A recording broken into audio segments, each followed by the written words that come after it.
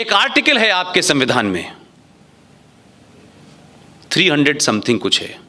333 something कुछ है, वो मैं आपको बता दूंगा। अंग्रेज जा रहे थे तो जैसे मुगल चाहे कुछ लोगों को चाबी दे गए हैं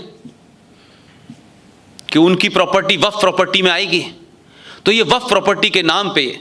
जो मुगलों ने यहां रूल किया वो प्रॉपर्टी आपने एक धर्म के लोगों को दे दी कि ये अब आपकी है। इसी तरीके से जब अंग्रेज जा रहे थे, क्योंकि आपका संविधान जो है independent act India independence act 1935 की फोटोकॉपी है, तो भारत पे कैसे राज करना है ये तो आजादी मिलने से पहले तय हो गया था। तो फिर ये आजाद भारत में कौन सा संविधान में, हाँ कुछ लोगों ने साइन वाइन करे हैं, कुछ ऊपर नीचे कराए, कुछ रिजर्वेशन जोड़ दो, ये कर दो, इसके अलावा बाकी तो वैसे ही है। उसमें कोई मेरा ख्याल है कि 333 करके है, उसमें यह कहा गया कि हम जा रहे हैं, हम जब यहां आए थे तो जैसे बाबर आया था, अकबर आया था, औरंगजेब आया था, तो अपनी बेगम साहिब को तो साथ नहीं लाया था,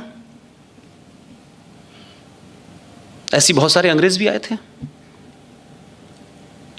तो उनकी नाजायज औलादें,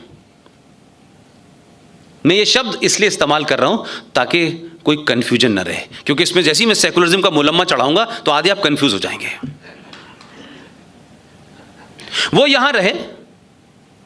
उनकी जो औलादें थी, आप देखिए कि कितने समझदार लोग हैं, खुद तो वहां चले गए, इन्हें यहां छोड़ गए, और भारत के संविधान में एक प्रोविजन कर दिया गया एक आर्टिकल के माध्यम से कि ये दो लोग जो हैं भारत की लोकसभा में राष्ट्रपति इनको नॉमिनेट करेगा, इन्हें एंग्लो इंडियन कहते हैं। मतलब उनका क्या कहना था भाई, वो यहां किस लिए थे वो, और अब 70 साल में, तो वो तो चले गए काफी साल पहले,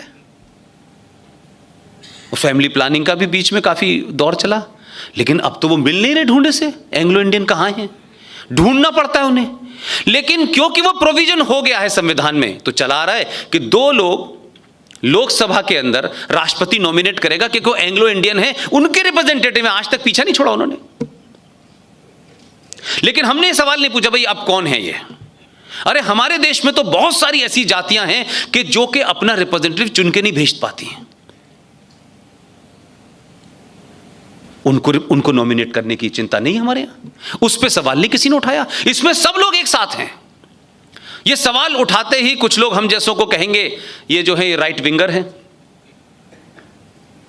ये हिंदुस्तान के अंदर